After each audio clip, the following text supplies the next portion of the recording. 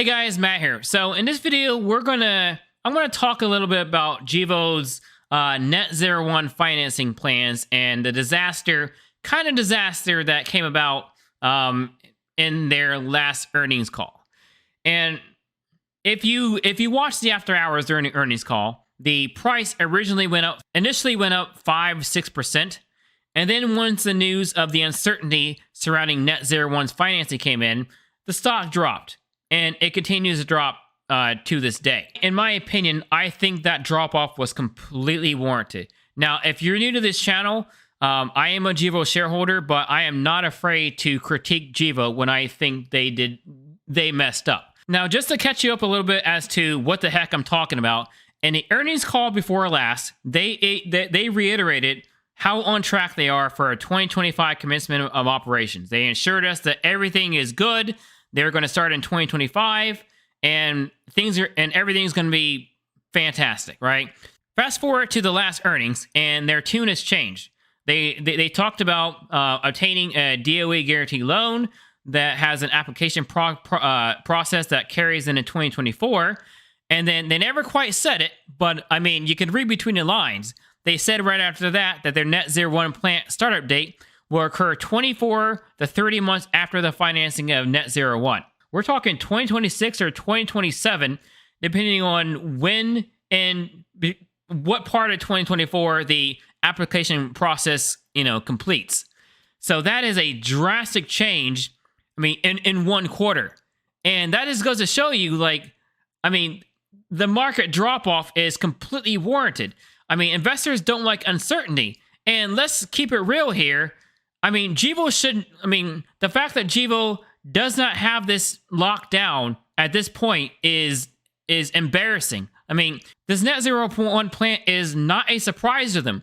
It's something they've been planning for quite some time, and for them to be scrambling around at this stage of the game, yeah, it's annoying. It is embarrassing. I am going to give some hope at the end of this, but I think I'm going to make a guess here as to why things are the way they are. This is just a guess based off of nothing but my own thoughts. I think that originally Gevo was going to raise the money for net zero one by issuing stock.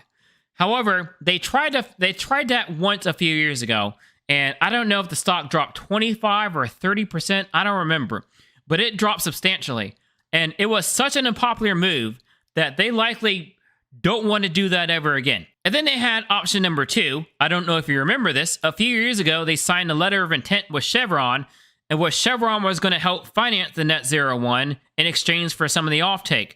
That letter of intent is several years old now, and we haven't heard anything about it.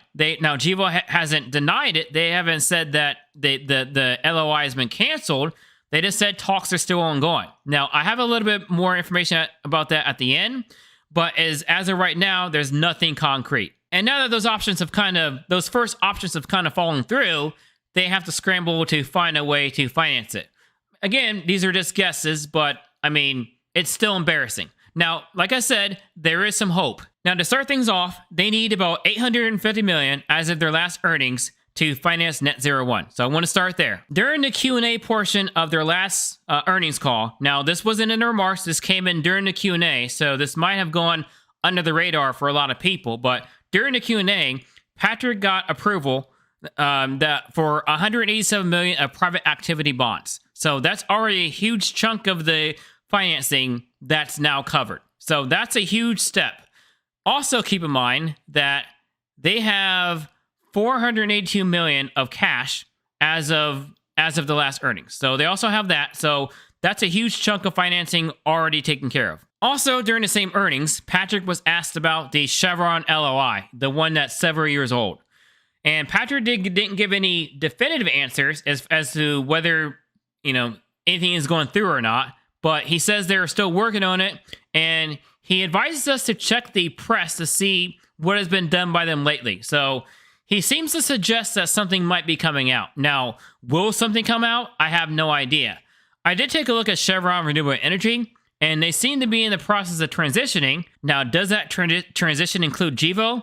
I have absolutely no idea, but it's some hope to go on. So let's assume that the Chevron thing actually happens. Let's assume that we also got the bonds. I mean, and Gevo still has to take the DOE loan, and the Net Zero One project gets pushed back. Now, it all depends on the specifics of the contracts that Gevo has signed with these airlines, how much wiggle room Gevo has to push back the contracts before things start getting canceled. I mean, my timeline for holding Gevo is the hold until max of 2030. So the Net Zero One project coming online in 2026 instead of 2025, or even 2027 instead of 2025, that's freaking awful. And I mean, the earliest I planned on selling Gevo was 2025, depending on how things went. And that hasn't changed. I will reevaluate my holdings in 2025.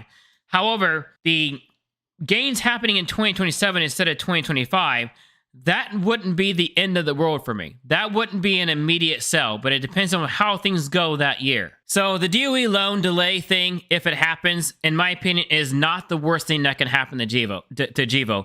As long as Gevo finally figures out something and gives us some measure of certainty that, hey, this thing is financed, the financing is closed, this is how long it's going to take, everything is set in stone.